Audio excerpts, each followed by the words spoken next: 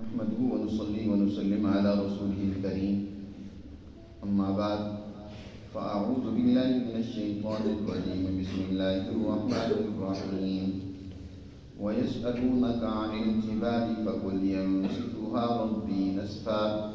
فيذرها قاعا صفصفا لا ترى فيها عوجا ولا أمتا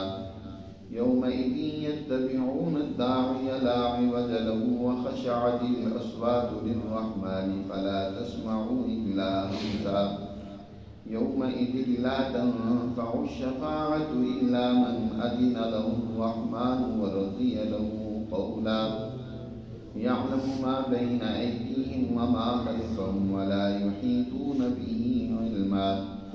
وعنت الوجوه للحي القيوم وقد خاب من حمل ظلما ومن يعمل من الصالحات وهو مؤمن فلا يخاف ظلما ولا هضما صدق اللہ العظیم۔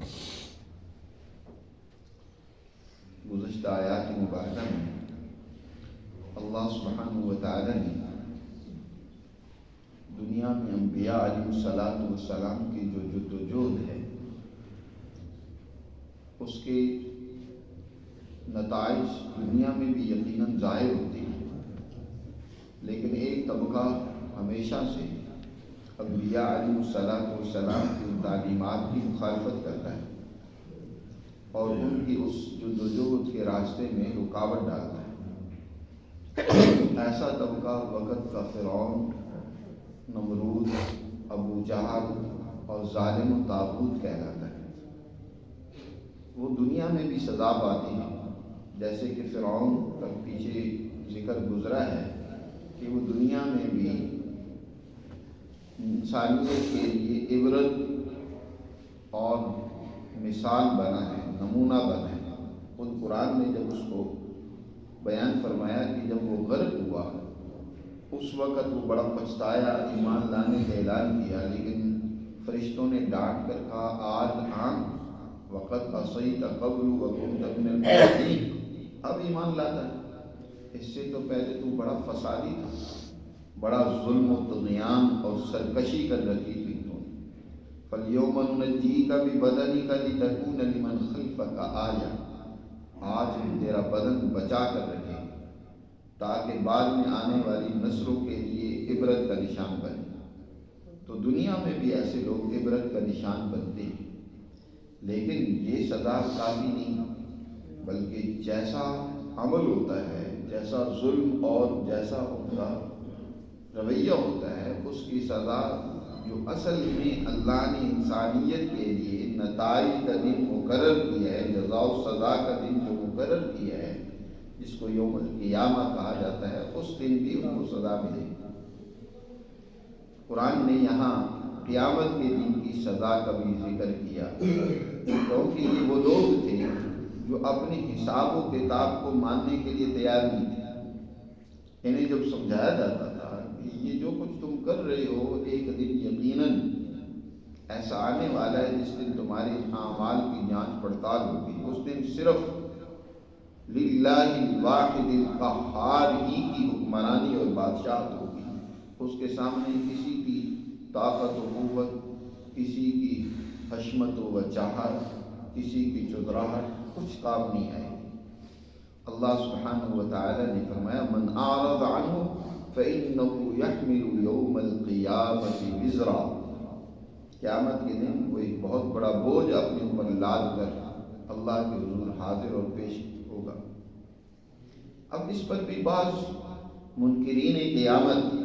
یا منکرین حساب و کتاب وہ اعتراض کرتے تھے کہ یہ جب قیامت ہوگی سارے انسان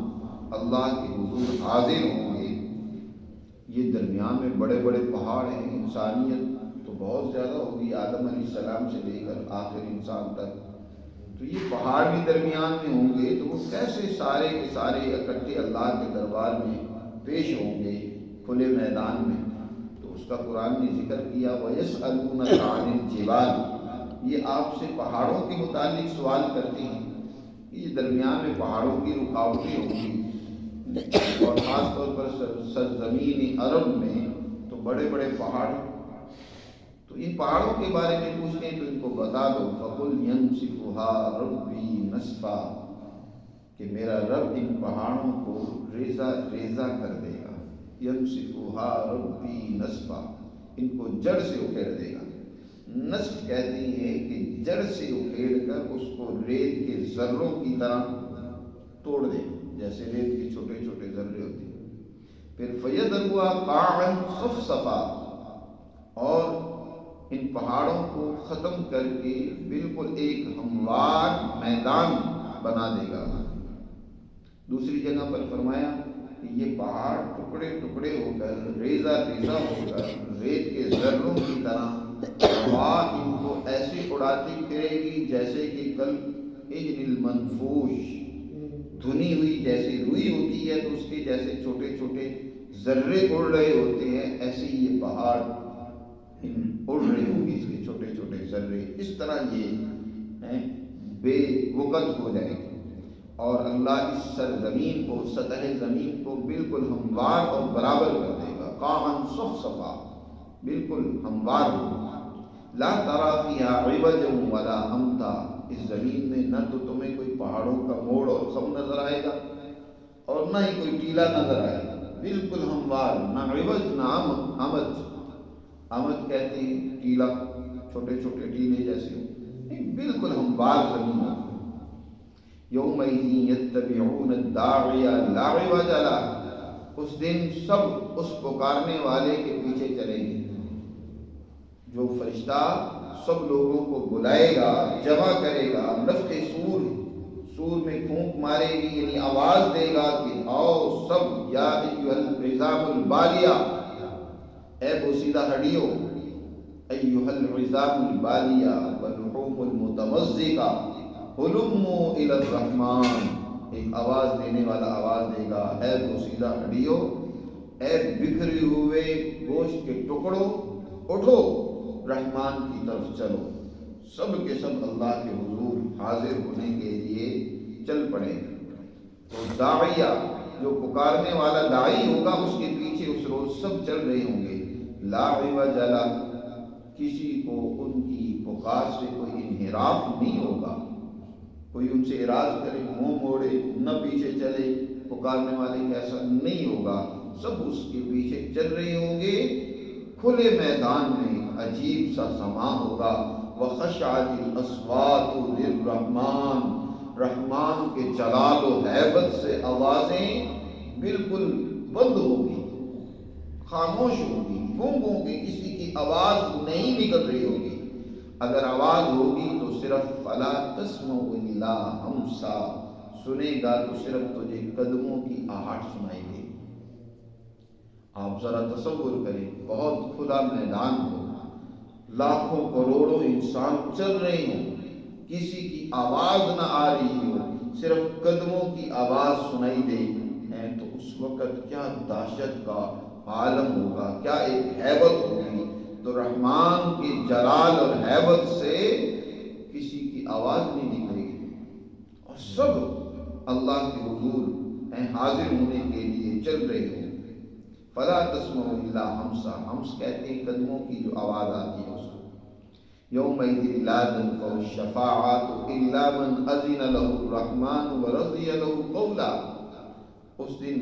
کسی کی سفارش نہیں چلے گی، کسی کی زور دھونس تازری نہیں چلے گی. اس دن سب کے سب اللہ کے حضور حاضر ہوں گے. ہاں، جس کی شفاعت کو، سفارش کو اللہ خود پسند کرے گا، اس کی اجازت دے گا اور اس کو اجازت دے گا کہ وہ اللہ کے حضور بات کر سکتی ہیں ان سچے اور مخلص ایمان والوں کے بارے میں جن کا ایمان تو تھا لیکن اس کا لوگوں کو نہیں پتا تھا. یعنی مومن تو تھے لیکن عمل میں کہیں کوتاہی تھی. تو سوائے اس کے کہ جس کو رحمان اجازت دے گا، ورضی له قولا، اس کا بات کرنا وہ پسند کرے گا کہ ٹھیک ہے یہ سفارش کر لے، جیسے انبیاء علیہ السلام ہوں گے یا خود سید الانبیاء جناب رسول اللہ صلی اللہ علیہ وسلم انسانیت کی سفارش کریں گے. یعلم ما بین ایدیہم وما خلفہم، وہ ذات تمہارے مستقبل کو بھی جانتی ہے. ما بین ایدیہم، آگے تم کیا کرو گے وہ جانتی ہے، وما خلفہم اور تمہاری گزرے ہوئے واقعات و احوال کو بھی جانتی ہے، ولا یحیطون بہ علما اس کے سامنے تو کوئی چیز تمہاری چھپی ہوئی نہیں ہے، لیکن تم اپنے کسی علم سے بھی اس کا احاطہ نہیں کر سکتے، اس ذات کا تم احاطہ نہیں کر سکتے، اس کا ادراک نہیں کر سکتے، وہ ذات تو بہت بڑا ہے۔ لا تدرک الابصار وهو یدرک الابصار اس کا انسان ادراک نہیں کر سکتا، اللہ کی ذات کی حقیقت کو انسان نہیں پا سکتا۔ ہاں اللہ تک رسائی حاصل کرنے کے لیے اس کے اسماء الحسنی ہیں، اس کے کمالات ہیں، اس کے انوارات و تجلیات ہیں جس کائنات میں پھیلے ہوئے ہیں، ان کے ذریعے انسان اللہ کا تعارف حاصل کر سکتا ہے۔ باقی اس کی ذات کی حقیقت کا ادراک انسانی علم چاہے کتنا ہی وسعت در وسعت حاصل کر لے، اللہ کی ذات کی حقیقت تک رسائی نہیں حاصل کر سکتا۔ ولا یحیطون بہ علما وعنت الوجوہ للحی القیوم سب کے چہرے، گردنیں اور سر جھکی ہوں گی حی القیوم کے آگے۔ حی القیوم اس کائنات کا جو وجود ہے اللہ کی انہی دو صفات کا اظہار ہے، حی القیوم کا اظہار ہے۔ حیش جس نے کائنات کے ہر ایک چیز کو وجود عطا کیا، زندگی اور حیات، اس کو وجود دینے کے بعد اس کی قیومیت، اس کی کیپیسٹی اسی ذات نے قائم کر رکھی ہے، وہی اس کائنات کو قائم کیے ہوئے ہے۔ اور اسی طرح جب اس کائنات کو بکھیر کر ایک نئے دور کا آغاز ہوگا، نیا عالم وجود میں آئے گا جس کے لیے پھر ختم ہونا نہیں ہے، وہ عالم بھی حی القیوم کا ہی اظہار ہوگا۔ قیوم جو مختلف ذرات کو جوڑ کر جو ان کی ایک کیمسٹری وجود میں آتی ہے، کائنات کو جیسے اللہ نے بنایا مختلف اجزاء و عناصر سے، اسی طرح پھر ایک نئے عالم کو وجود دے گا، اور اس وقت سارے انسان ان کی گردنیں اس حی القیوم کے آگے جھکی ہوں گی۔ وَقَدْ خَابَ مَنْ حَمَلَ ظُلْمًا جس نے دنیا میں ظلم کا بوجھ اٹھایا، انسانیت پر ظلم کیا، فساد پیدا کیا، بدامنی اور انتشار پھیلایا، انسانیت کے حقوق کو تلف کیا، اس کا بوجھ جو لاد کر اپنے اوپر حاضر ہوگا نا، وہ بڑا ناکام و نامراد ہو گیا۔ وَقَدْ خَابَ مَنْ حَمَلَ ظُلْمًا تحقیق نامراد ہوا، نقصان اٹھایا اس نے جس نے اپنے اوپر ظلم کا بوجھ اٹھایا۔ اور بھی بدعمالیاں ہیں، لیکن سب سے زیادہ خسران اور نقصان اسی کے لیے جس نے دنیا میں ظلم کیا، انسانیت کو بدماشی کی، انسانیت کا خون بہایا، اس کے مال کو لوٹا، اس کی عزت کے درپے ہوا، وہ سب سے بڑا مجرم ہوگا۔ اور اس کے مقابلے میں وَمَن يَعْمَلْ مِنَ الصَّالِحَاتِ وَهُوَ مُؤْمِنٌ فَلَا يَخَافُ ظُلْمًا وَلَا حُظْمًا اور جس انسان نے اچھے اعمال کیے، اپنے آپ کو سنوارا، درست کیا، بشرطے کہ وہ مومن بھی ہو، اس کے اندر ایمان بھی ہو، فَلَا يَخَافُ ظُلْمًا اسے کسی قسم کی کوئی کمی اور نقصان کا کوئی خوف کا اندیشہ نہیں ہوگا، اور نہ ہی اس کی کوئی حق تلفی ہوگی، ولا حظما اس کا حق نہیں تلف کیا جائے گا، نہ اس پر کسی قسم کی کوئی زیادتی ہوگی، بلکہ وہ اللہ کے حضور سے پورا انعام پائے گا جس نے دنیا میں اچھا کردار ادا کیا، بشرطے کہ اس کا نظریہ بھی درست تھا، اور پھر اس نظریے اور ایمان کے مطابق اس کا عمل بھی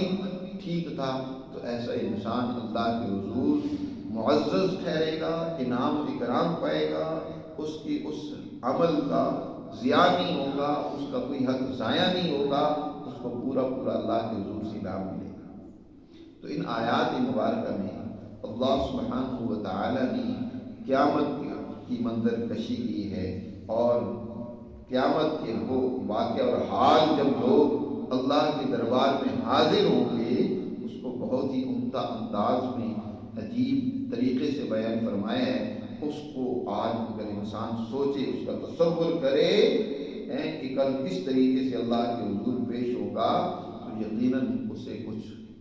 سمجھ آئے، اس کی عقل بیدار ہو، اور وہ اس طریقے سے ظلم اور بدماشی سے باز آئے، قوموں کو، انسانوں کو غلام بنانے، ان کا استحصال کرنے، ان کے حقوق غصب کرنے سے وہ باز رہے گا۔ اللہ سبحانہ و تعالی ہمیں سمجھ نصیب فرمائے اور کل قیامت کے دن کے حساب و کتاب کی ابھی سے تیاری کی توفیق